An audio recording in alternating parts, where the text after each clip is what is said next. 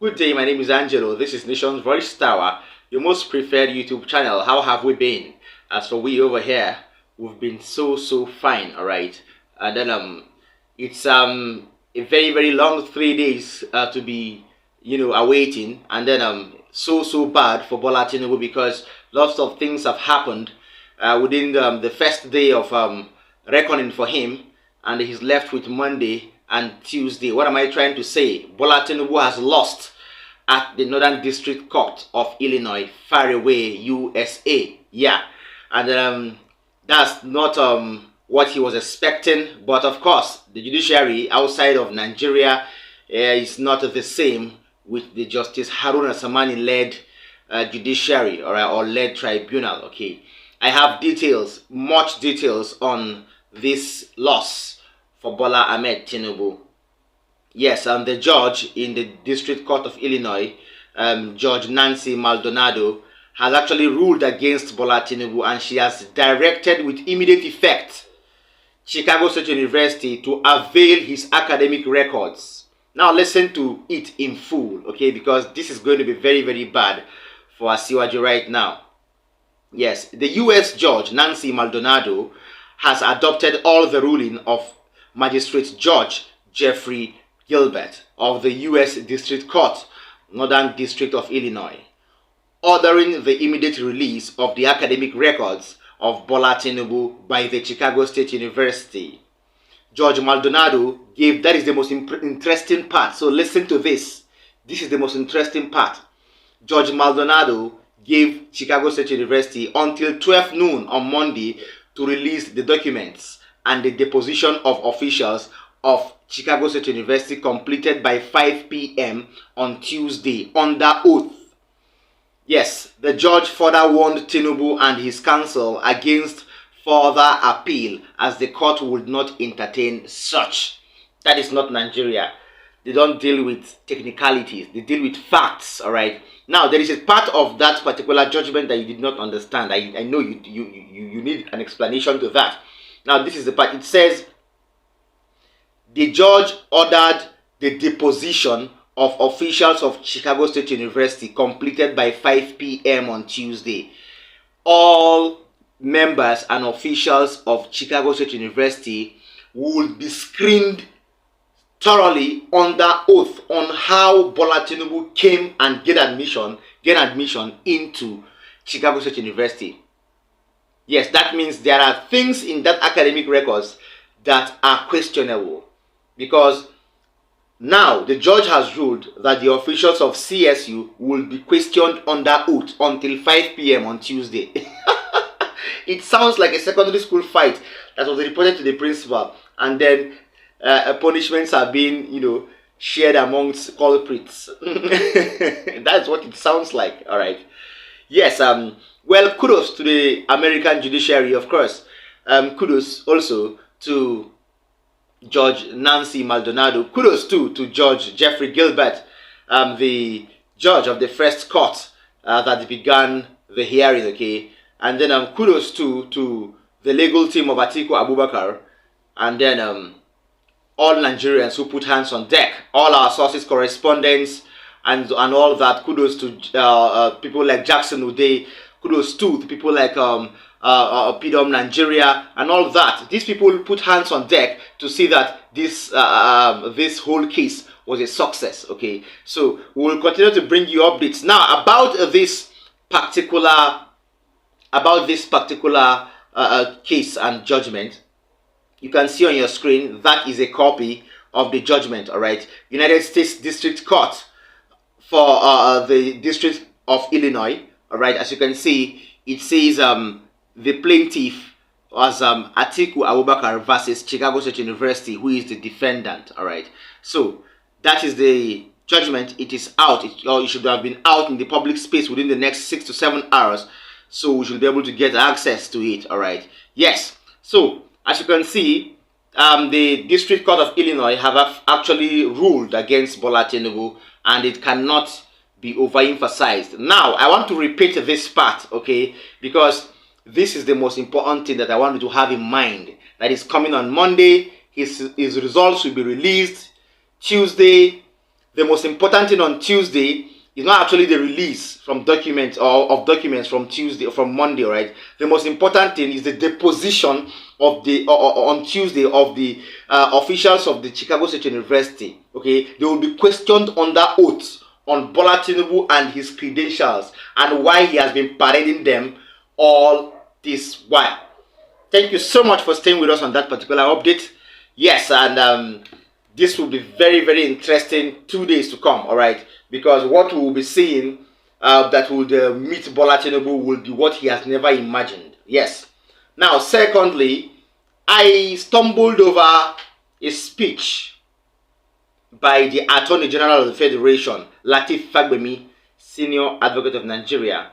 Now, in this speech, or in that address, he admonished Nigerians, as well as the social media and conventional media, over the alleged ridicule of the judiciary, you know, especially in recent times, beginning from the presidential elections, petitions, you know, and all that, calling out the judiciary and all that.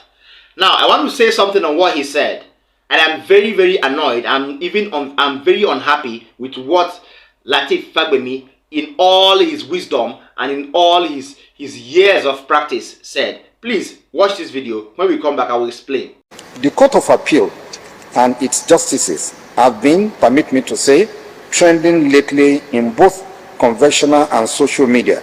The proceedings and verdicts of your lordships on the presidential election attracted considerable attention, particularly hard work and industry required to prepare, write, and deliver judgments, which also brought to light the detailed and painstaking attributes of the Nigerian justices and judges. It is beyond debate that an effective judiciary must remain independent and impartial.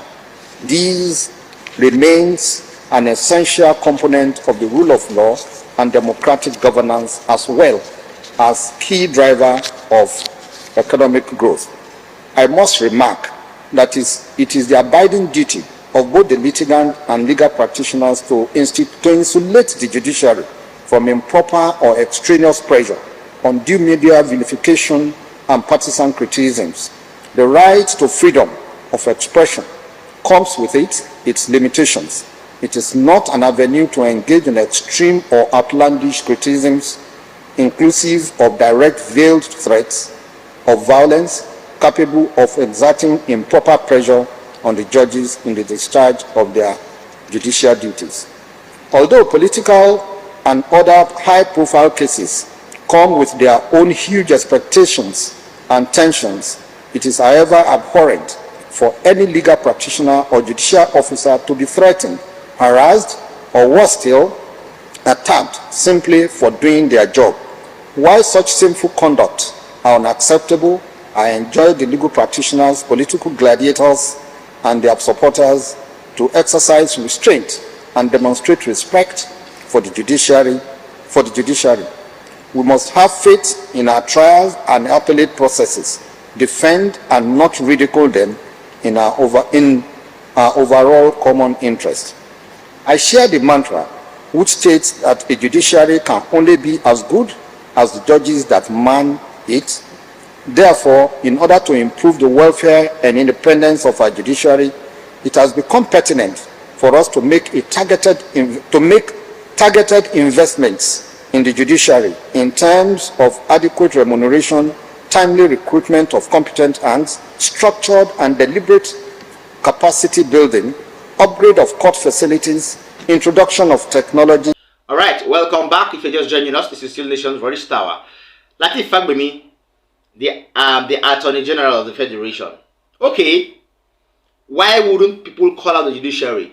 Will people call out the judiciary if they were doing the right thing? Will people ridicule the judiciary when have we ever heard that the judiciary has ever been ridiculed? Right from the first day of democracy being domiciled in Nigeria. How many times has the judiciary been called out, if not for 2023, and the heinous activities that they have partaken in this particular year as regards the occurrences and the saga surrounding the election and post-election matters? So why wouldn't we call out the judiciary? Please, Well, let me not delve into his affairs, because what Latif Fagbemi is doing is that he's playing by the book. Yes, he's playing by the book. He has his paymaster, and then he is the Attorney General of the Federation, of course. So he should be loyal to who appointed him Attorney General. Do you understand what I'm trying to say? So we shouldn't expect anything much from somebody like Latif Fagbemi. Of course, that is his own. He's paying allegiance to his own paymasters. So I believe so much that if he were a very, very, neutral Nigerian, he would have said something different. Yes, not this, that is coming out from that address that he gave to Nigerians and to the judiciary too. Thank you so much.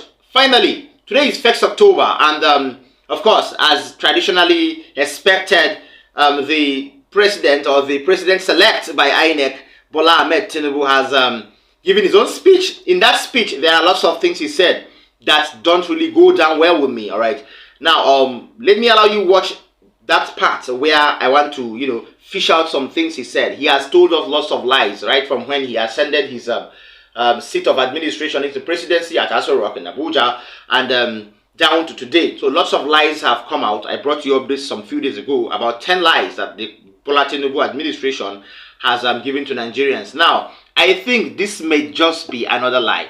Watch this video. When we come back, I will detect them for you. Based upon our talks with labor, business, and other stakeholders, we are introducing a provisional wage award increment to enhance the federal minimum wage without causing undue inflation. For the next 6 months, the average low-grade worker shall receive an additional 25,000 naira per month. To ensure better grassroots development, we set up an infrastructure support fund for states to invest in critical areas. States have already received funds to provide relief packages against the impact of rising food and other prices. Making the economy more robust by lowering transport costs shall be key. In this regard, we have opened a new chapter in public transportation through the development of cheaper, safer, compressed natural gas, CNG, buses across the nation. These buses will operate at a fraction of current fuel prices, positively affecting transport fare. The new CNG conversion kits will start coming in very soon, as all hands are on deck to fast-track the usual lengthy procurement process. We are also setting up training facilities and workshops across the nation to train and provide new opportunities for the transport operators and entrepreneurs. This is a groundbreaking moment where, as a nation, we embrace more efficient means to power our economy. In making this change, we also make history. I pledged a thorough house cleaning of the den of malvisions the CBN has become. That house cleaning is well underway. A new leadership for the central bank has been constituted. Also, the special investigator will soon present its findings on the past lapses and how to prevent similar recurrences. Henceforth, monetary policy shall be for the benefit of all and not the exclusive province of the powerful and wealthy. All right, yes, let me not say much. Bola Tinubu has promised an upward review of wages for low-grade workers. In as much as that's a welcome development, but I feel, okay, for 6 months, yes, for the next 6 months, a review of 25,000 naira increase for low-grade workers. This thing has already been on the cards for a very, very long while now. Why are you refurbishing lies telling us Nigerians? So if you're giving low-grade workers an increment of 25,000, you're giving them for 6 months. Are you telling us that the subsidy is going to last for 6 months? Are you telling us the hardship is going to legitimately last for 6 months? So why are you promising people 25,000 naira review or a salary increase review for 6 months? What's all about the 6 months? You brought out one funny policy and said 8,000 naira for 6 months for 1.2 million families or thereabouts. What's that? So you cannot do things that are permanent. You cannot really enact policies that can be permanent for a while, like for a long while. This government is full of deceit. Then he spoke about compressed natural gas buses. How? Where? How? Where? Okay, you want to borrow money again to, sources have revealed that he has borrowed over 1 trillion since he came into office in just few months. You want to borrow more money to, bring 10 or 8 or 15 or 30 buses to 36 states, 30 CNG buses. How does this help? How long will the buses run? Are you ready to maintain them? We are yet to probe this government. Please pay attention, because we will bring you more details within the next 2 to 3 days. Please, the next 72 to 48 hours will be very, very deadly for Bola Tinibu. Hope he survives it. Thank you so much. Don't forget to like our videos, share them, and then watch till the end. And then if you're watching me for the first time, tap the subscribe button as well as the notification bell so that you will get to see me when I drop my first hand information, of course. Thank you so much. See you next time. Bye.